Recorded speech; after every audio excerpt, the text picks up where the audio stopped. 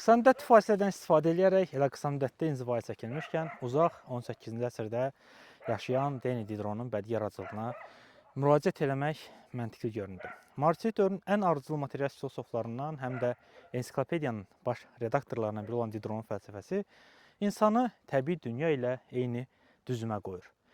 Onun yanaşmasına görə şuur maddi dünyanın məhsuludur, əxlaq isə tarixlə formalaşmış münasibətlərin ifadəsidir. Və bu baxış onu həm kilsə ideologiyasına, həm də feodal imtiyazlarına qarşı kəskin tənqidə gətirir. Və əlimdəki bu kitabda onun iki əsəri var və bu əsərlərdən Ramonun qardaşı oğlu diqqətimi daha çox çəkdi. Bu əsər təqribən 1761-1774-cü illərdə yazılıb, hadisələr isə Parisdə, Kafe de la Régence ətrafında gedir və Diderot dialoq formasında bir filosofla musiqiçinin, yəni Ramonun qardaşı oğlunu qarşılaşdırır və bu əsərdə müəllif sağ ikən dərc olunmayıb. Əvvəlcə 1805-ci ildə alman dilinə tərcümə olunub, daha sonra isə fransızca 1821-ci ildə işıq görüb və tənqidçilərin böyük qismi bu dialoqu Dideronun ən iti bədii əsəri sayırlar. Bu əsər həm bədii cəhətdən parlaqdır, həm də sosial etik analiz baxımından fərqlidir.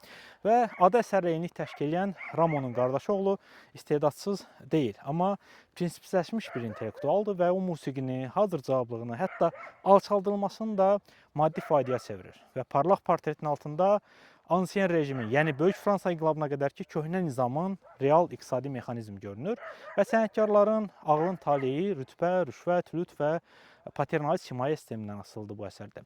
Və bu əsər marksistliyin öz içində gizlənən sinfi həqiqəti açır və bizə marksist analiz həyata keçirmə imkanı yaradır. Əgər cəmiyyətin iqtisadi bazisi rentaya, himayəyə söykənirsə, üst qurumda hökm edən əxlaq da yaltaqlığa, utilitar riyakarlığa əsaslanır. Və Diderot bunu psixologiya kimi yox, sistem kimi çox aydın şəkildə göstərir və Ramonun qardaşı oğlu yalnız musiqisini yox, şəxsiyyətini də satır.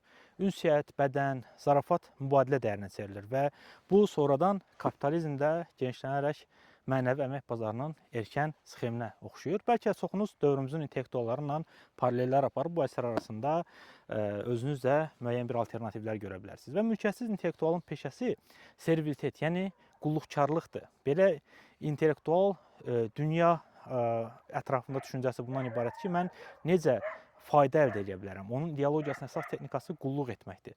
Saray, salon zövqlərinin sifarişi ilə istehsal olunması 20-ci əsrdə təsvir edilən, 21-ci əsrdə davam edən mədəni industriyanın ilkin modelini xatırladır və kim ödəyirsə, o da zövqü təyin edir. Marksla Engels 18-ci əsr fransız materialistlərini, o cümlədən Dideronu feodalizm ideologiyasına qarşı tarixi irəliləyiş kimi dəyərləndirirdilər və bu maarifçilər dünyanın fövqəltəbii izahlardan azad edirdilər. Amma onların tənqidi çox vaxt burjua üfüqü ilə məhdud qalırdı.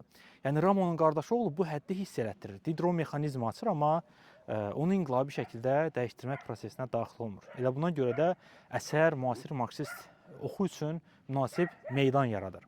Və bu mətin indi daha niyə aktualdır sualını versək, bugünkü sponsorlu kontent, influencer iqtisadiyyatı, prekariat, sənət əməyinin asılılığı Dideronun Parisindən tanış motivlərdir. Laiklar, alqoritmlər feodal lütfünü əvəzləyir, amma məzmun dəyişmir.